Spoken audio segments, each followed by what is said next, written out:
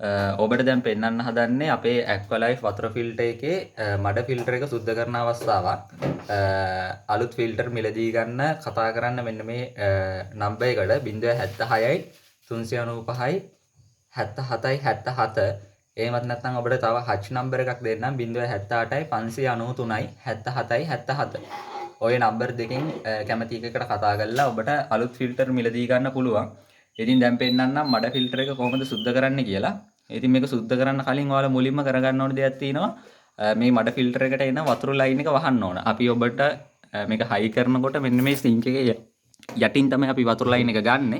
එතකොට මුලින්ම මෙන්න මේ කරාමය ඔබට පේනවා ඇති මෙන්න මේ කරාමයේ හිස කොටස තියෙන්නේ බටේ දිශාවට. ඉතින් මෙහෙම තියෙනවා නම් මේ කරාමය ඇරලා තියෙන්නේ. මේක මේ අපි වම් පැත්තට දකුණු පැත්තට කරකවුවට පස්සේ මේක වතුර එක කට් වෙනවා. කියන වතුර නවතිනවා. ඉතින් මේ විදිහට මේ වතුර එක නතර කරගන්න ඕන. මෙතනින් වතුර ඕෆ් කරලා ඉවර වෙලා තමයි මඩ ෆිල්ටර් එක ගලවන්නේ.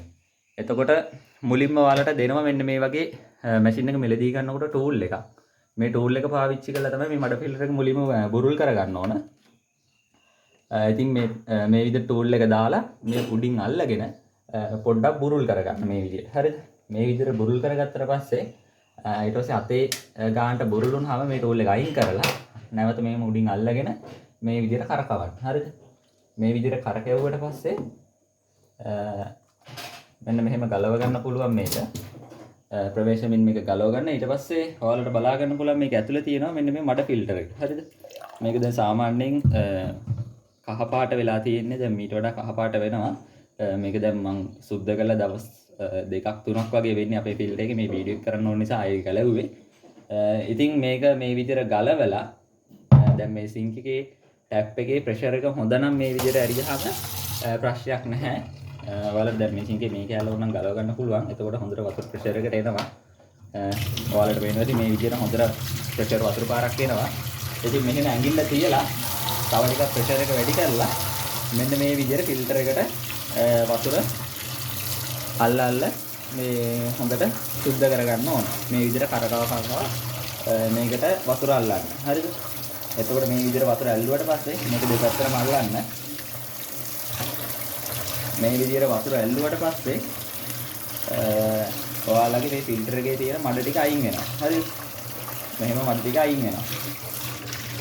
ඊට පස්සේ ඔයාලා මේ ෆිල්ටර් එක බ්ලොක් වෙලාද නැද්ද කියලා චෙක් කරගන්නේ මේ ෆිල්ටර් එකට මෙන්න මේ සිදුරකට යටින් අත තියලා ඊට පස්සේ මේ උඩ පැත්තට වතුර පුරවන්න ඕන. හරිද? මෙහෙම පුරවලා දැන් මේ පුරවන කොටත් මේ ෆිල්ටර් එකේ මේ කට උඩට එනකම් වතුර පිර වෙන්නේ නැතුව මේ වටින් වතුර යනවනම් මේ ෆිල්ටර් එක හොඳ තත්ත්වයේ තාම තියෙනවා. හරිද? මෙහෙම වතුර පෙරුවාට පස්සේ මේ කට ළඟට එනකම් වතුර පිර වෙනවා නම් පිර වුණාට පස්සේ මේ උඩට කට තියලා පිබිලා බලන්න ඕනේ මේ වටෙන් වතුර යනවද නැද්ද කියලා. එහෙම වතුර යන්නේ නැත්නම් මේ ෆිල්ටර් එක බ්ලොක් වෙලා. හරිද?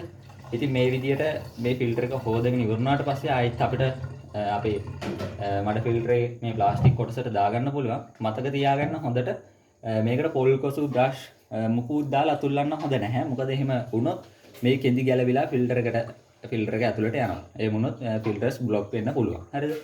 ඒ නිසා මේකට කම්බි බ්‍රෂ් මුකුත් දාලා අතුල්ලන්නේ නැහැ. හරිද? මේ ප්ලාස්ටික් කොටස සුද්ධ කරගන්නේ ඔයාලට පේනවා ඉතින් මේකේ තියෙනවා මේ රබර් වොෂර් එකක්.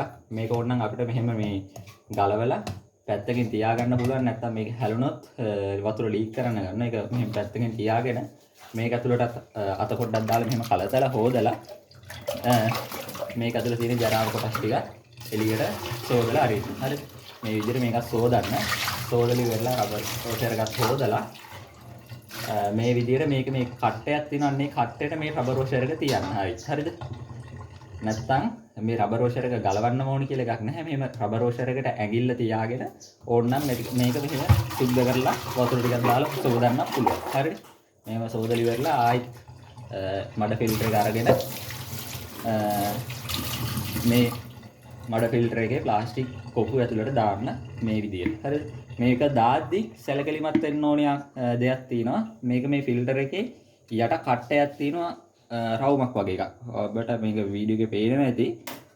මේකේ ෆිල්ටර් යට අර රවුමක් වගේ කට්ටයක් තියෙනවා. ඒ කට්ටේට මේක මේ රවුම හරියට සෙට් වෙන විදියට දාන්න. ඒක චෙක් කරගන්න කොහොමද දන්නවද? දැන් මෙහෙම මඩ ෆිල්ටර් එක ඇලේට තියලා මෙහෙම බැස්සුවට පස්සේ අපි මෙහෙම අත තිබ්බහම අතට මේක අහු වෙනවා මේ ඒ කට්ටෙට බැහැලා නැත්නම්. හරියට ඒ කට්ටෙට බැස්සට පස්සේ මේ විදිහට කට්ටෙට බැස්සට පස්සේ ඒක කොයි පැත්තට දැම්ම සමහරවිට බහිනවා. ඔන්න ඔය විදිහට කට්ටෙට බැස්සට පස්සේ ආයෙ අත තිබ්බට පස්සේ මේ මඩ ෆිල්ටර් එක අහු වෙන්නේ නැහැ අතට. ඒ කියන්නේ වල වගේ තියෙන්නේ. හරිද? ඒ විදිහට කට්ටෙට බස්සලා ඊට පස්සේ පුළුවන් ආයෙ මේකට තියලා මෙහෙම උඩින් අල්ලගෙන මඩ ෆිල්ටර් එක තද කරන්න. හරිද? මේ විදිහට පොට අමුණගෙන අතේ ගානට තද කරගන්න. අතේ ගානට තද කරලා ඉවරලා මෙන්න මේ සද්දේ ඇහෙන මට්ටමට මෙන්න මේ සද්දේ අහගන්න හොඳට. ඔන්න ඔය සද්දේ ඇහෙන මට්ටමට මේ මඩ ෆිල්ටර් එක තද කරගන්න. ඉතින් ඔන්න ඔච්චරයි කරන්න තියෙන්නේ. ඊට පස්සේ ඔබට පුළුවන් මේ යට තියෙන කරාමේ ආයෙත් අරින්න. හරිද? මේක ඇරියට පස්සේ ඔබට ආයෙ වතුර පිරෙනවා. මේ මඩ ෆිල්ටර් එකට වතුර පිරෙනවා.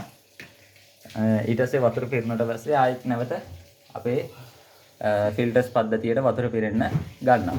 ඉතින් ඔන්න ඔච්චරයි මේක කරන්න තියෙන්නේ. අලුත් ෆිල්ටර්ස් මිලදී ගන්න ඕන නම් මෙන්න මේ නම්බර එකට කතා කරන්න නැවතත් මතක් කරනවා 076යි 395යි 7777 අනිත් නම්බර එක තමයි 078යි 593යි 77යි 77. ඉතින් මෙන්න මේ ඇක්වලයිෆ් අපේ ෆිල්ටර් එක මිලදී ගන්න ඔයාලට ගොඩක් හොඳට වතුර ටික ක්ලීන් කරලා බොන්න පුළුවන් පහසුකමක් තියෙනවා. ඉතින් ඊළඟ වීඩියෝ එකකින් හම්බ වෙනකම් මේ වීඩියෝ එකකින් මෙතනින් නවත්තනවා. ඔයාලට සුබ දවසක්.